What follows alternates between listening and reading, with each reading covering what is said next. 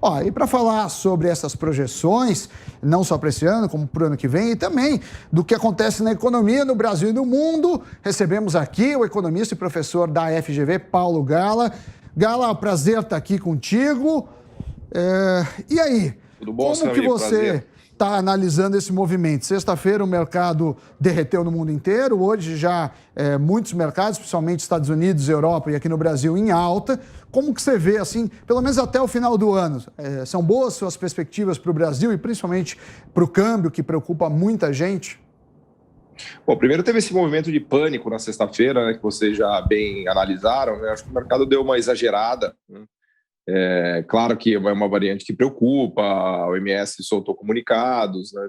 Enfim, o mundo está meio traumatizado, obviamente, por conta do Covid, mas acho que não era para tanto, né? Acho que o movimento foi muito agressivo e no fim de semana as notícias vieram um pouquinho mais tranquilizadoras, né? O Goldman Sachs, por exemplo, soltou um relatório amplo, né, falando detalhadamente sobre o que eles conseguiram estudar já de consequências dessa nova variante. E, por enquanto, né, tudo leva a crer que não é um negócio assim para entrar em pânico, né, não é para tanto. Então, o mercado hoje acordou mais otimista no mundo todo, não só no Brasil, né, mas a gente está com as barbas de molho, né? Eu, como economista, não quero falar de epidemia, porque acho que é um negócio difícil, né? Difícil de se prever. Agora, para a atividade econômica, né, é um pouquinho mais fácil falar, né? Mas as notícias não são boas. A gente vai ter, inclusive, a divulgação do PIB brasileiro nessa semana, na quinta-feira, e a expectativa é que o PIB venha zerado, né? O que está surpreendendo no Brasil é que a atividade econômica começou a desacelerar antes do que ela deveria, né? Vocês falaram agora há pouco aí do choque de juros e da inflação que está realmente numa trajetória muito problemática. O Banco Central começou a subir juros, né? A gente está com a Selic em 7,75, deve fechar esse ano com uma alta de mais 1,5, né?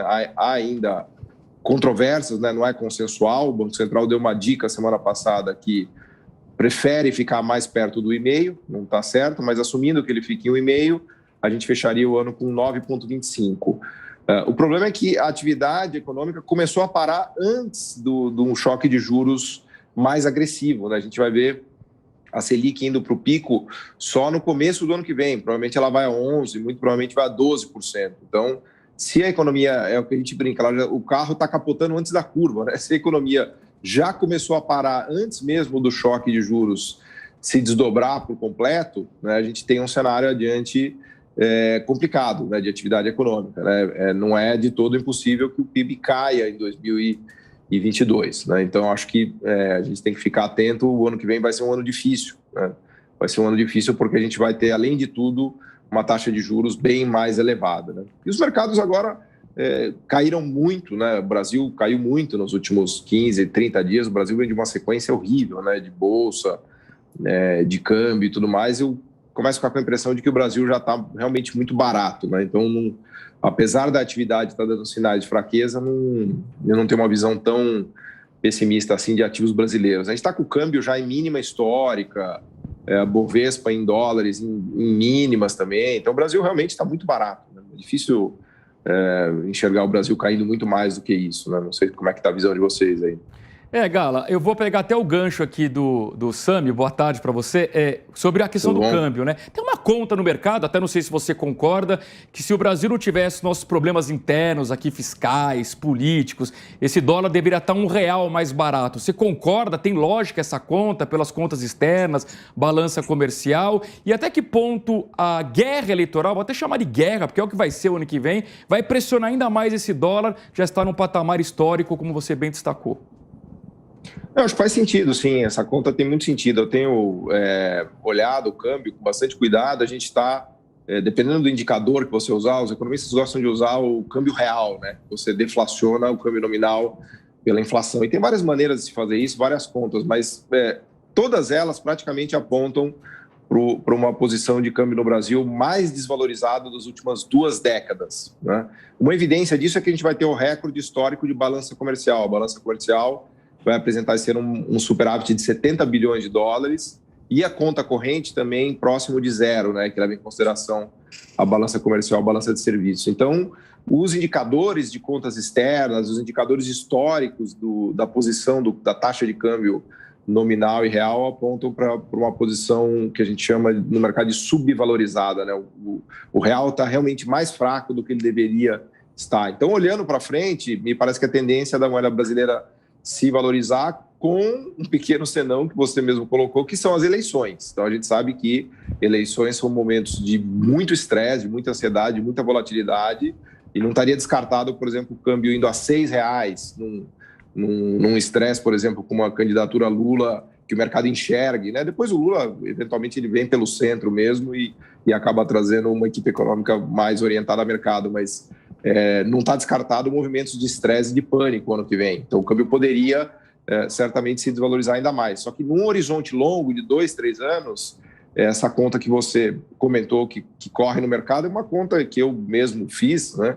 E que faz todo sentido, né? Algo que está numa mínima de 20 anos, tende, né, a caminhar para um valor maior nos próximos anos, né? Assim como o que está na máxima, né, que é o caso da balança comercial, por exemplo, né? Está na máxima de 20 anos, eventualmente tende a cair um pouquinho, né? Então, acho que podemos pensar num câmbio mais forte no futuro. Não no ano que vem. O ano que vem precisa ficar esperto, né? Gala, uma das coisas que preocupa, além da inflação, né, que também tem impacto no câmbio, é o crescimento. Esse ano a gente cresce mais ou menos na média dos países, e ano que vem a gente cresce menos do que os desenvolvidos, muito menos que os emergentes, bem menos que a média.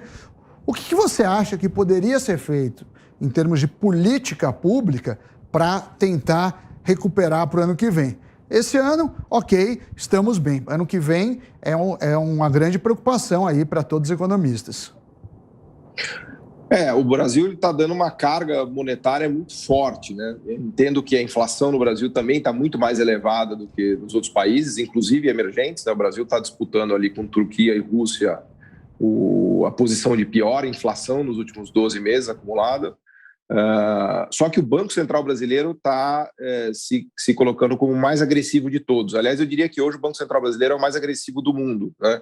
Nenhum Banco Central de país rico nem se fala, porque nenhum país rico teve coragem de subir taxa de juros. Mas dos emergentes que subiram, certamente o Brasil é o mais agressivo. Isso está comprometendo o crescimento do ano que vem. Não tem mágica, né, Sami? A gente sabe que se você faz uma política fiscal austera, se você controla gasto público, se sobe taxa de juros num ambiente de incerteza e ainda de pandemia, o país não cresce, né? Não tem muito como evitar isso, né?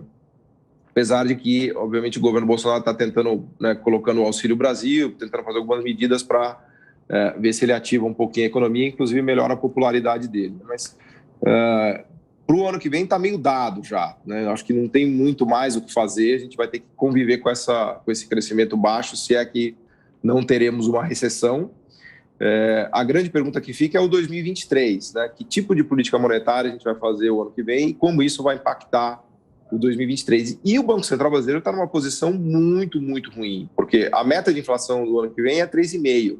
Só que de 2023 é de 3,25%, ou seja, é a menor meta de inflação, né, já colocada no Brasil, foi decidida, obviamente, há 2 anos atrás, antes da pandemia, e o Banco Central tem um abacaxi gigantesco no colo dele, porque imagina o cenário ano que vem com recessão, com inflação projetada a 4% que seja, em 2023, e ele tendo que jogar a toalha de não cumprir nem a meta de 2023, né? Vale dizer, a opção que ele vai ter vai ser ou jogar a Selic a 15%, que seria catastrófico do ponto de vista de atividade econômica e de recessão, mas certamente ajudaria a controlar a inflação, ou ele vai ter que chutar para frente essa meta, falar, pessoal, 2022 não vai dar para cumprir, talvez nem o 2023, né? E são decisões todas elas muito delicadas, assim, eu realmente não queria estar na pele deles, porque uma vai provocar aumento do desemprego e queda do PIB, outra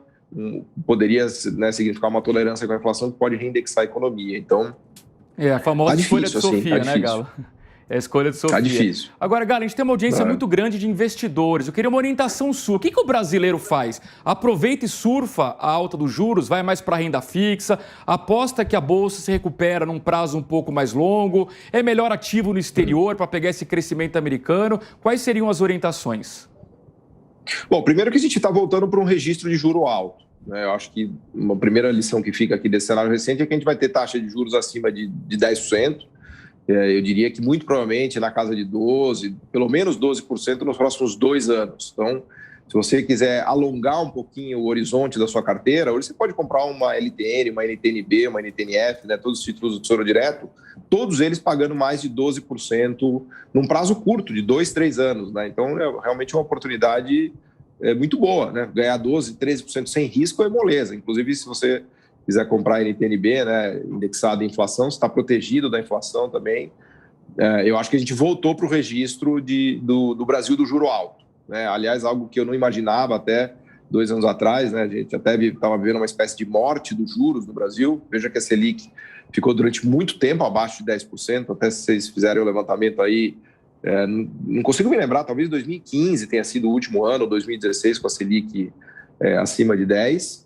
Então, esse é um ponto para se considerar. A Bolsa, num cenário de juro alto, é sempre mais difícil. Uma coisa é comprar Bovespa e Bolsa com Selic a 2%, daí é moleza. Com Selic a 12%, aí o investimento em Bolsa tem que ser muito mais focado, um small cap, varredura de oportunidades, bem fundamentalista, olhando o caso, né, de cada empresa, enfim, potencial tecnológico disruptivo, coisas do gênero, né? Para colocar o dinheiro lá fora é um pouquinho tarde, porque se você sair agora, se você já tem dinheiro lá fora, né, e hoje em dia é muito fácil, qualquer $1.000, $2.000, $5.000, você investe lá fora em ações americanas, em títulos, inclusive de empresas brasileiras lá fora, né? Você já tem deixa. Agora, começar a mandar muito dinheiro agora é preocupante, porque volta no que a gente estava falando há pouco da taxa de câmbio, né?